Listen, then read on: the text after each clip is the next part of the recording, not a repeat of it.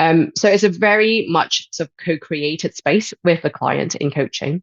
There is no one size fits all. It's not for me to say that career break is definitely suitable for you because I've been on one. That may not be the case for you. It could be that you might have a financial sort of burden. It may be that this is not just the right time for you. So in the coaching conversation, the whole point is to explore what is right for you instead of me putting an advice on you. So hopefully that explains a little bit around how these coaching conversations come about. And also, yeah, absolutely love to work with people who are on a career break or are immigrants or expats. Yeah, absolutely. I think it really widens your scope of work, widens your knowledge, and also it's a learning process for you, I guess, right? Because with what you started, with the learning that you had from your coaching to now when you actually start coaching, you see it is much more complex and maybe the depth is much more than what you learned, right? It's kind of a customized program that you have to prepare. Each person is different than the other, and each person's requirement is different. So yeah, it's quite interesting. Yeah, absolutely. I think the customization is the whole point because every individual is different. I do offer a standard program, but in that we leave so much space for the client to talk about what is burning for them. And there's so much tailoring that we will do in the session as well. And also, I think what is beautiful is, as you said, there's so much variety in each person. I love having these deeper conversations with individuals. And as a coach, I have the permission to do that straight away. So I love these exploration sessions. I love actually coming to options and actually actions at the end of sessions with the client as well, so that this genuinely becomes something that is for them to own. So I do love coaching. I think having been now doing this for well 3 years now, actually, I've seen definitely development in myself in the way I coach, but also development in the conversation, the depth that we are having with each of the clients as well. Interesting. Do you think there's a difference between integration as a migrant and integration as an expat? Yeah, I I mean, think there are. yeah, Yeah, go on. Yeah, I think like I for think. you, the turning point was probably when you became a mama, Mm, and then you start to feel, okay, now this is home, right? That hits you because mm. on there. Can that be more as a turning point, a specific moment where you start to feel, now I am settled? But if that is the case for you, how is it for expats? If there's any difference of integration between, I'm trying to understand. I don't know. What is your, Yeah. I think that's a very, very interesting question. I think it does have its complexity because, I mean, how would you define a migrant versus expat or versus like repat, for example? Um, I think with the multicultural background, we've always got that sort of transience nature in our background, but also kind of how we perhaps look at the future as well. So I think as an immigrant, like even if I'm now like technically British and settled in this country, I still have that thought of, you know what, there could be instances where I might be moving out of the UK. You never know what's going to really happen in the future, but you feel much more ready for that. I think as an expat, perhaps the expectation is that, yeah, you will be moving out at some point potentially. So maybe there's a little bit of a sense of, thinking differently there. But I think overall, your appetite for moving, for perhaps adapting, I think that strength is always going to be there, whether you're an immigrant, you're a repat, you're an expat, because you've had that experience already. So that's my view. Obviously, there's a lot of research that goes into the nuances of, what a multicultural person is.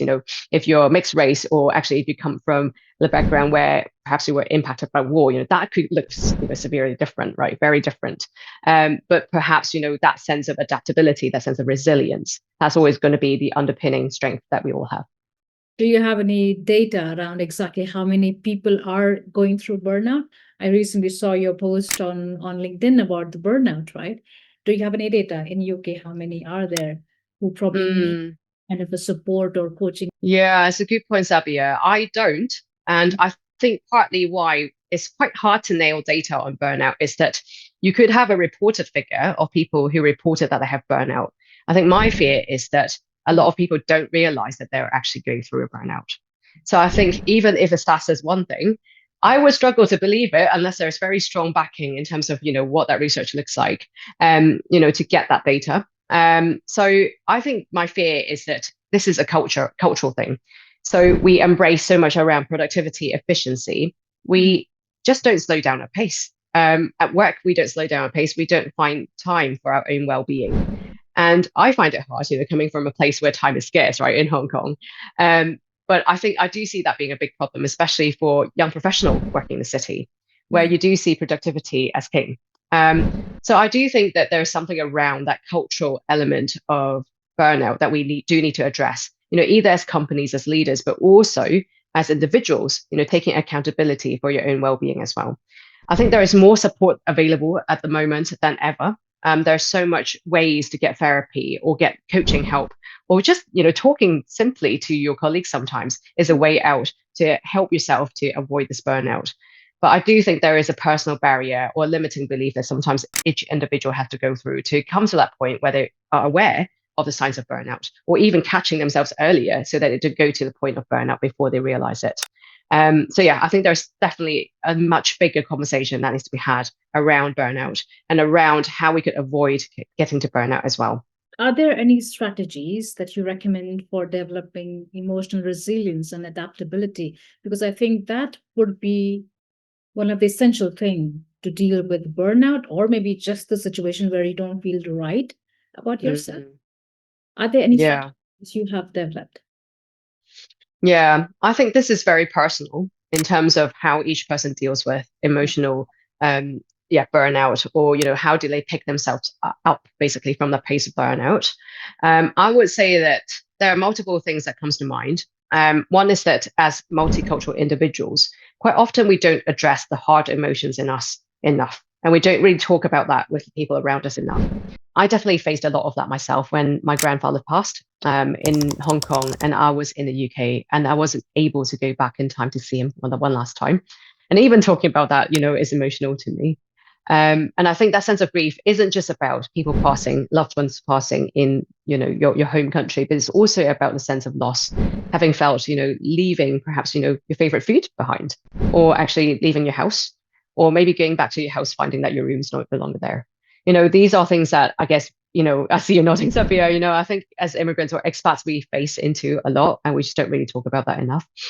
So I think my strategy would be to firstly recognize that the transitions could have such an emotional impact on you, and name that emotion to yourself and potentially to others as well, you could trust. And I think, as immigrants, expats, and multicultural people, we have so much in common, although we are all coming from different places. And I think maybe also knowing that you're adaptable and trusting that you're resilient, these are going to be your superpowers.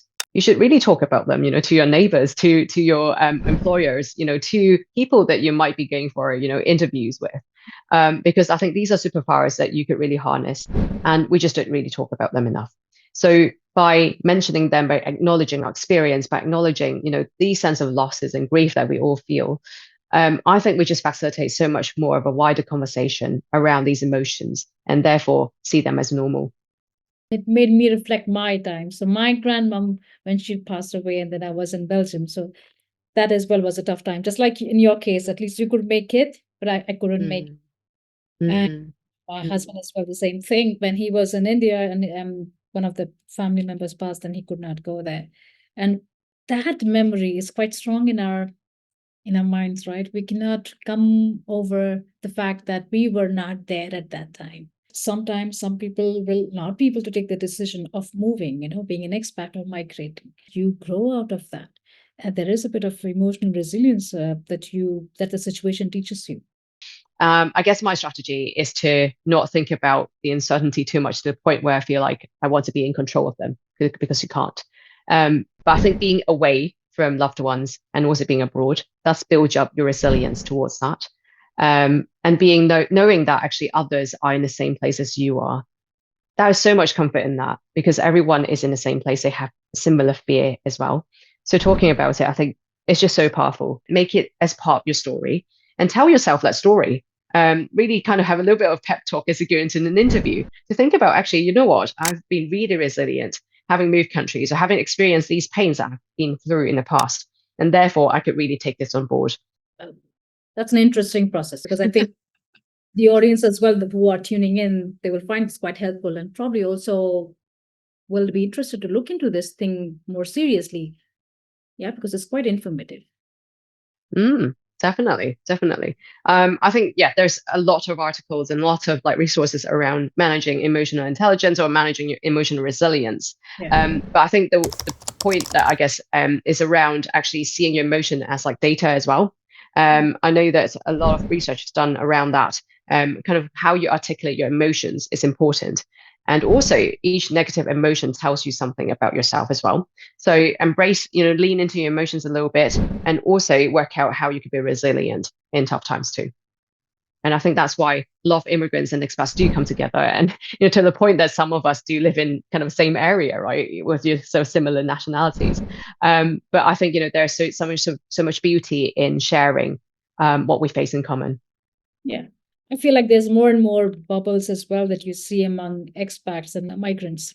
I have a friend who has a hard time going back home because she feels she is triggered with the fact that she has to leave.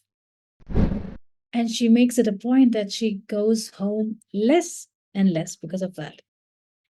And it is so hard for her. And I don't know how do I help, right? And she lives in a bubble. She doesn't really have a lot of friends, but yeah, I think sometimes there are a lot of people who suffer probably in silence, and although they really look to be quite strong on the exterior, but I feel like inside they're suffering and they don't talk a lot about it. And that's why I think a podcast like this, that I want to create a space where we speak about it more and more so that it becomes not an awkward thing to recognize that, okay, hey, that is triggering me, and that is something not in my control. And that is resilience. Things are not in your control, and it can go in a direction which is something not planned, unexpected. But just talk about it. Yeah, Sabia, I think it's so encouraging to hear that you've started this initiative based on this need. And I think it's so needed. I've got a friend who actually is a therapy in the space, serving immigrants as well. I think language barrier is one thing, but also cultural barrier in talking about things like mental health and talking about things like grief and loss. These are just things that people don't really want to talk about. And especially like coming from the Asian culture that I'm in, even, having someone dying in the family and talking about it feels awkward, let alone maybe talking in the open space to strangers about it when you don't really know your neighbors or when you don't really know your community at all. So yes, I think creating this safe space for people to come together and knowing that actually other people are facing into similar challenges is beautiful. Oh, interesting. I have one statement which I want you to answer with true or false. Okay. TCKs can turn their diverse cultural experiences into strengths for personal and professional growth. True Mm. or false? Yeah, I think that would be a resounding true for me. I think TCKs meaning third culture kids, obviously, in this context. I wonder if this is also broadened to the wider scope of immigrants and expats and kind of multicultural people, because I do believe that there's a lot of strength that we could build up, resilience, adaptability, and also, how open we see the world as well. And I think this ethnic diversity, the cultural diversity that we offer, is very much embraced in the working world at the moment. And I mean, like just looking at data, right? I think the Pew Research Center has done a piece of work around asking different countries how they see immigrants. And actually, 10 out of the 18 surveyed countries have seen immigrants as a strength. So maybe countercultural or, kind of counterintuitive to what we see in the news at the moment, where there's so much negative press around how, right wing are kind of dominating, seeing immigrants as a threat. But actually, embracing this truth a little bit to see that actually a lot of countries do see immigrants as a big strength. And I think that is also extended beyond just how politically we see immigrants, but also in a workplace where, for example, McKinsey's done this report year after year on how culturally diverse companies embrace this and are able to use the cultural diversity to help the performance as well. So back in 2015, 15% of the top quartile companies who are embracing this cultural diversity have performed much better compared to their other quartiles. And this figure has risen in 2023, where actually this becomes 39%. So as you can see through time, there is a big increase on how companies value and actually see the financial benefit and also the actual benefit for the company, having embraced a more culturally diverse population in their workforce. So I think this data just goes to show that us as TCKs, immigrants, expats, we need to embrace our strengths because actually other people and companies do see our strengths. We just need to see that in ourselves as well. Absolutely, yes. How do you see the difference between your kids as TCK and yourself? So what you have Mm, observed and lived, and how do your children live, and how do you make sure that they are connected to your culture? mm. It's a great question. I think every every first gen immigrant parent or second gen even would probably struggle with that question of identity with their kids. I think we have similar sort of thinking, but also very dissimilar thinking because I have been born and raised to a certain extent in Hong Kong and then came over, whereas they have been raised almost solely in the UK.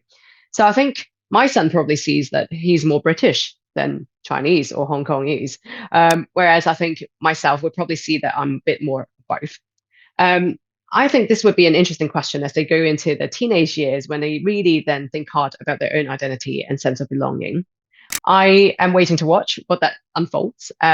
I think what that means to me is that I would really drive this with a sense of curiosity to really ask the questions that are important to them and give less advice because I think their lived experience is going to look very different to my lived experience, although there are obviously similarities in terms of cultural roots. I guess for me as a parent, I would always be very interested in helping them understand about their cultural roots. So I would make a trip back to Hong Kong with them on an annual basis, usually once a year, hopefully, if I can, like twice a year, but that's always quite hard with term times and whatnot. But the grandparents will also come over when they can as well. So actually having these relationships and having a sense of we will be in Hong Kong from time to time hopefully just helps them to think about their cultural heritage a little bit more as well, because I do think essentially this is a gift to them, right? And I think they could reap so much benefit from these relationships that we develop with relatives back in Hong Kong, with the language that we speak, and also seeing them with this slightly dual identity as well. The integration part needs to be beyond language, because Mm. social norms of the country where you're living and the country where your parents come from, like in your case, it's quite different. How do you think it is possible, besides the language or the food, that we give away or teach our kids? Yeah, just asking. Just Yeah. yes, Yeah, I think that's a great question, Sabia. And I guess I'm in two minds about that because I feel like on one hand, it would be lovely to introduce them to our home culture and experience, for example, Chinese food, which my son loves, by the way. He loves a good dim sum. But at the same time, there is that sort of social element that needs to come into play as well. And I feel like I wonder if there is a sense of, hmm, this is something that they're creating for themselves. Um, as a parent, I feel like my role isn't to create these social connections for him, but to mhm. expose him to social connections that he may find, helpful, and also, could maybe rely on in the future. But I think that decision is not for me to make. Mm. So I think there's that sense of, I would love to expose him to the culture, the food, the social element, knowing friends perhaps back in Hong Kong as well, the language, the cultural, stories, the festivals, all of this. Absolutely expose them. Um, but I think the decision is for themselves to make in terms of what they take in. They might do this subconsciously. It's not like they have to step their foot down and be like, I'm now going to observe, this Dragon Boat Festival for my life. That's probably not the case. But I think knowing that this is coming from, their cultural heritage, that might be, sparking some curiosity down the lane. And I feel like that is maybe what is important, as a role, as a parent. And what I see, I guess, is important in my role as a parent. Yeah, I think curiosity is the biggest teacher, right? As long as you're Yeah. curious, there is nothing to worry about your kids taking any path, whether they want to get into the cultural integration, the history of your home country or not.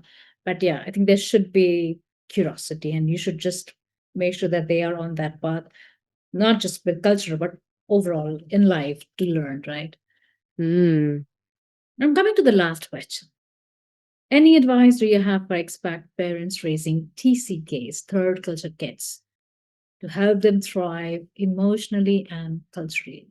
Yeah, I think I love your quote, by the way, Xavier, on curiosity as being the biggest teacher. Yeah. I think that rings really true to me, in a sense that I think every child has their own sort of drive to learn. And I think as a parent, it's hard to dictate that sometimes. Yeah. Although I wish for them to know Chinese, for example, their curiosity may be driving them to learn another language, or actually they may think that, this way of learning isn't for me, and therefore I need to then flex as a parent to adapt to the learning style as well. Definitely kind of being through that process myself. So I think maybe that one advice would be that, yeah, just drive it with a sense of fun and also a sense of, yeah, just curiosity, sparking up, what questions come to mind for you as your child is also navigating through their identity as well. I think there's something around not imposing your identity on them that feels important to me, because even recognizing that, we're kind of straddled between two places, that would become very different for them because they've spent, different amounts of time between places. They have a different relationship with their grandparents, as opposed to like me to my parents who are in Hong Kong. That also looks very different because they don't speak Cantonese, in school, whereas they speak English and actually the cousins speak English together. That's going to look very different as an identity. I think it all feeds into that identity piece for them. So I think my role isn't to impose that on them, but actually really see with a sense of fun and curiosity on who they would become in the future.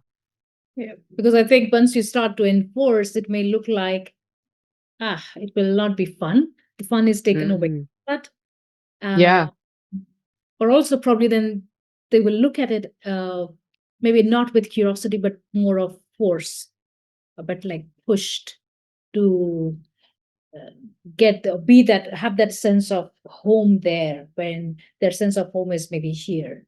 It's difficult. it's a pickle. Yeah. And I think I'm also going through that dilemma myself when sometimes when I teach my son Chinese, for example, or Cantonese, Yeah. I do find it hard. I do find it hard because my son learns in a very different style to perhaps how I was learning Chinese, and I haven't really seen another way of teaching him effectively. So I'm always like adapting as I go along. But yeah, I would love to embrace more of that sense of fun as I kind of teach him the language, but also the culture as well. Well, we'll see and leave it up to them to explore in time. But this was really lovely. I really, really find this episode interesting because we cover so many things, not just about your background, your experience of coming from Hong Kong and now in UK, but really about coaching, about cultural integration, and not just for expats, but really widened the whole conversation beyond expats. Okay. And I'm glad that we did it. Thank you so much for your time. And I hope that people who are watching this episode can get in touch with you because I think what you are doing, your work, is of a big help. I'm going to share your LinkedIn profile. Yeah, I just want to say massive, massive thank you. It's such an honor to have this very authentic conversation and love the insight that you bring from your questions as well. So yes, if anybody who's listening would love to get in touch, feel free to connect on LinkedIn. I also have my website, summieyeung.com, that you could go on to and have a look at my services and what I offer as well. But it's been a pleasure, Sabia. Thanks for having me. Thank you. Bye. Bye bye.